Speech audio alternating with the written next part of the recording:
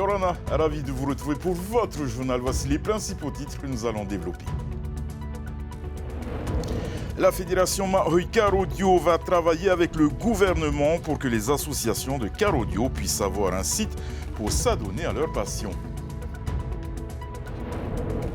Depuis le mois de juin de cette année, on ressent 146 cas de coqueluche au Fénois, une maladie très contagieuse qui ne sévit pas seulement à Tahiti et Moorea. 3 cas de coqueluche ont été détectés sur l'atoll de Rangiroa. Nous en parlerons avec notre invitée ce soir, Hani Teripaya, la directrice de la race. De la passion à la caméra, dans cette édition, nous embarquerons dans l'univers de Yuna et Aurélia, des réalisatrices de documentaires tombées littéralement amoureuses de la Polynésie française.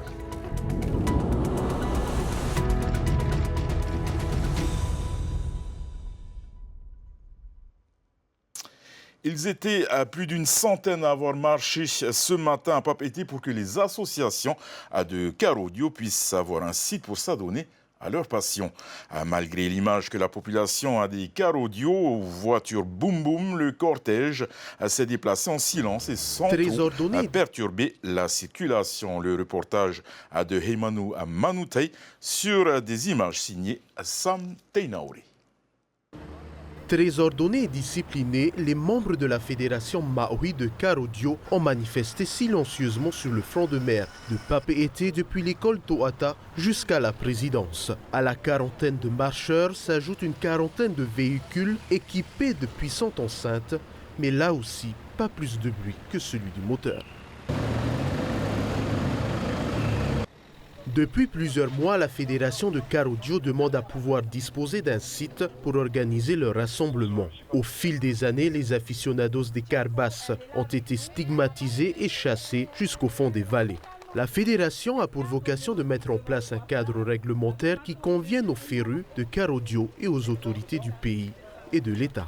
C'est surtout des réglementations qui est mis en place, l'achat de pratiques de bonne conduite justement pour faire comprendre au peuple que malgré cette fédération, un car audio qui n'est pas aimé, mais il y a un règlement strict derrière. Voilà, en premier exemple, sur le règlement, il y a l'alcool et la drogue qui est interdit. À 10h, une délégation composée de membres du bureau de la fédération, du premier adjoint au maire de Papara et de la mairesse déléguée de Te Ahupo ont été reçus par le président de la Polynésie. Il a été convenu de nouvelles rencontres avec les ministres de la Santé et de la Jeunesse et des Sports pour établir une réglementation sur l'organisation du rassemblement. Tout contrevenant à cette future réglementation sera passible d'une amende et de la saisie de tout son matériel. Le président de la Polynésie aurait proposé 2 sites pour l'organisation d'une manifestation en cas d'émeute. L'allaitement maternel au cœur d'un après-midi d'échange et de partage. L'association Te Uu Oteora réunit un parc à Paoufei des parents et des bébés. Ce rendez-vous a permis aux participants d'obtenir des conseils et de participer à des ateliers de portage ou de massage pour leurs bébés. L'association a lancé depuis quelques jours une ligne téléphonique Allo Titi Mama. Elle permet aux familles d'être en relation avec des sages-femmes, des pédiatres et autres spécialistes de la parentalité. Et cet après-midi d'information et de sensibilisation a été aussi l'occasion pour les mamans de participer à la grande tétée. On l'écoute, le président de l'association Te Uu Oteora, Hitiura Bovillain, au micro de Thomas Chabrol. On réunit les mamans, les familles en fait, avec des petits bébés qui ont besoin de conseils en allaitement ou de nous rencontrer pour plusieurs problématiques. On peut avoir des douleurs à la mise au sein, on peut avoir des sensations de manque de lait. Donc souvent toutes ces questions-là, ça perturbe les mamans et donc elles ont besoin d'être rassurées et d'être encouragées surtout. On est tous des professionnels en lien en fait avec l'allaitement, donc la protection en fait elle est tous les jours. Pour les papas, ils ont leur place, donc ils peuvent aider la maman en faisant la cuisine, en changeant la couche, en l'encourageant, en s'occupant des grands, en faisant le ménage à la maison. Donc non, les papas, ils sont importants. Et la maman, elle est bien quand le papa, il l'entoure. 146 cas de coqueluche recensés au Fénois depuis le mois de juin, une maladie très contagieuse qui ne sévit pas seulement à Tahiti-Moréa. 3 cas de coqueluche ont été détectés sur l'atoll de Rongiroa à Laras.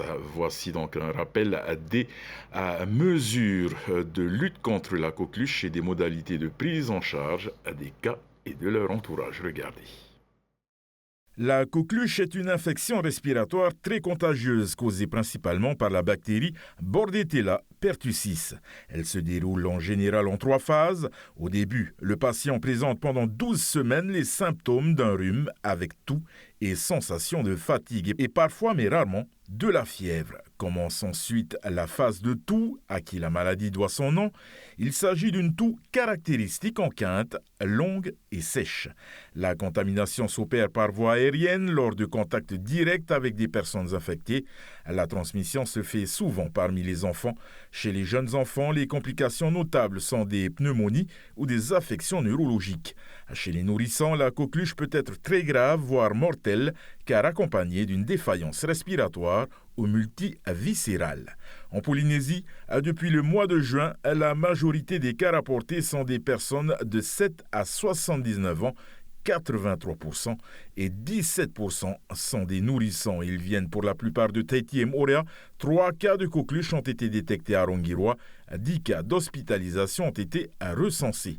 Le traitement de première intention reste les antibiotiques. La vaccination est fortement recommandée pour les femmes enceintes à partir de la 20e semaine, pour les personnels de santé et du social en contact avec la petite enfance.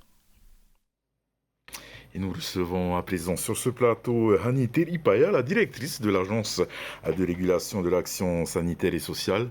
Yorana Hani. Yorana. Alors actuellement, il n'y a pas d'épidémie à proprement parler. Quelles mesures sont prises pour éviter le stade épidémique de coqueluche?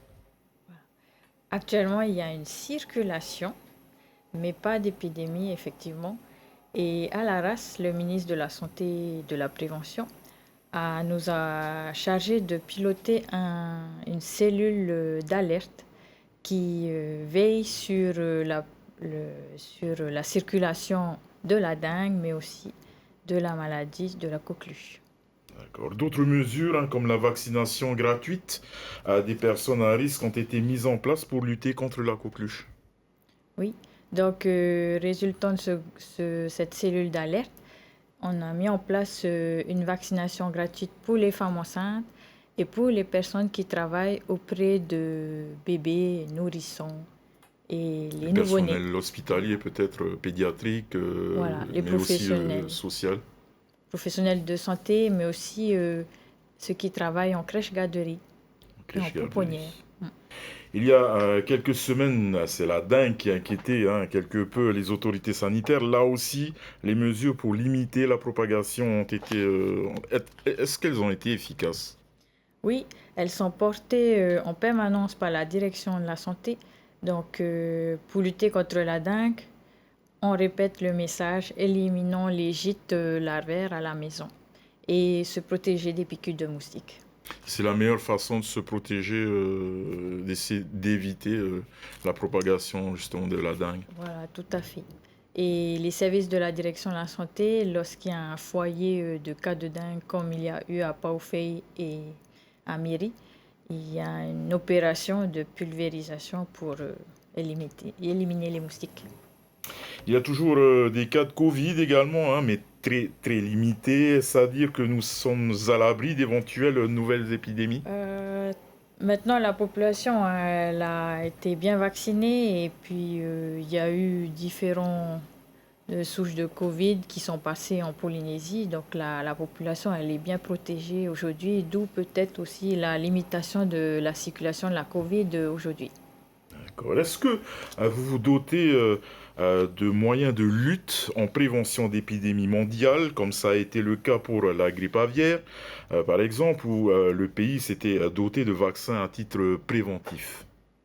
Tout à fait. À Laras, nous sommes responsables de garantir un stock de vaccins pour toutes ces pathologies et toutes ces maladies transmissibles, mais nous veillons aussi sur les stocks de médicaments pour le traitement de ces maladies.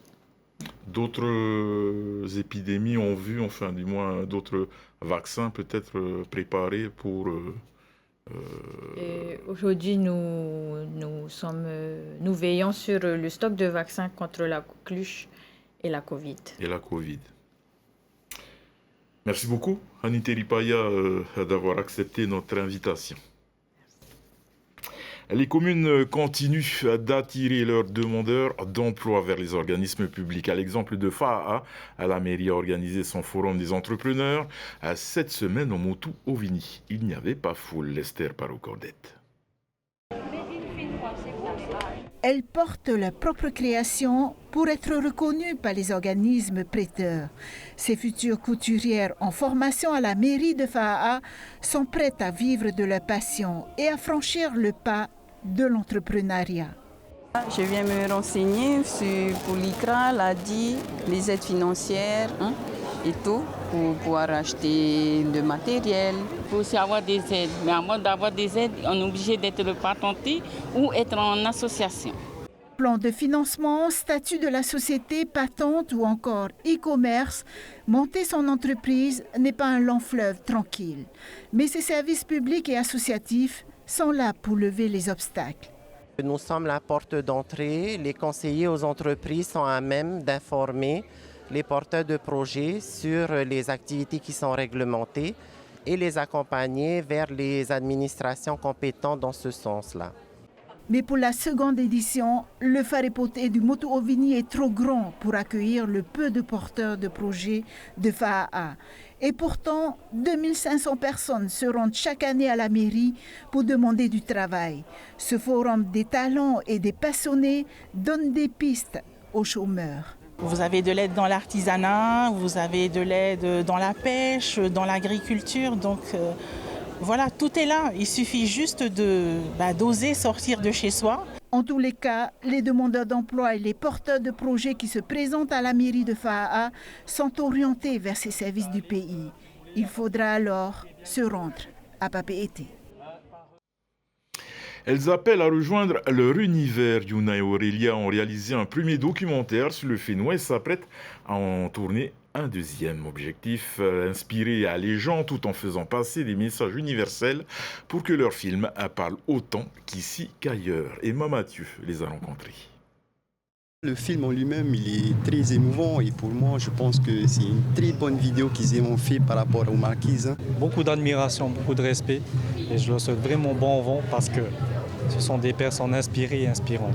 Quand elles ont une idée de film, elles ne vont pas juste interviewer, elles vont carrément s'imprégner de tout. Le pouvoir du vivant, réalisé par Yuna et Aurélia au Fénois, ce voyage de 52 minutes propose une immersion aux Marquises à la rencontre de sa population et de sa culture. Et c'est notre aventure en fait au fil des îles marquisiennes, à la rencontre des passionnés, des porteurs de projets et des artistes aux Marquises. Et ça se termine par le Matava, du coup grosse explosion culturelle et là c'est vraiment puissant. Ce projet est le premier d'une série. Leur prochain film mettra en avant la danse du feu. Avant de sortir les caméras pour filmer les manœuvres acrobatiques, elles ont choisi de se plonger dans cet univers mystique en pratiquant cette discipline pendant plusieurs mois. Pour elle, réaliser des films documentaires, c'est bien plus qu'un simple travail, c'est une vocation. C'est mettre en valeur les gens, mettre en valeur l'humain. Et puis nous, c'est une passion, c'est ce qui nous anime parce qu'on se sent vivante quand on tourne, on se sent vivante quand on fait ressortir des émotions aux spectateurs à travers les films. Donc c'est ce qui nous permet de nous lever le matin et on remplacerait ça pour rien au monde. Ce qu'on veut, c'est que nos films aient un impact, en fait, qu'on puisse presque le prescrire à quelqu'un qui va pas très bien, qui a besoin de motivation. Et nous, ce qu'on veut, c'est vraiment inspirer les gens, faire des films d'inspiration. Si elles ont financé leur premier film sur fonds propres, le duo appelle à la générosité pour leur prochaine production. Et pour ceux qui souhaitent contribuer à leur cagnotte en ligne, rendez-vous sur leur page Facebook Derrière l'horizon. Pour la journée mondiale du tourisme, les étudiants de BTS du lycée d'Outouroua se sont mobilisés sur le quai des paquebots. Leur mission, accueillir près de 3000 touristes et relever un défi linguistique et commercial. Ronnie Moufat nous en dit plus.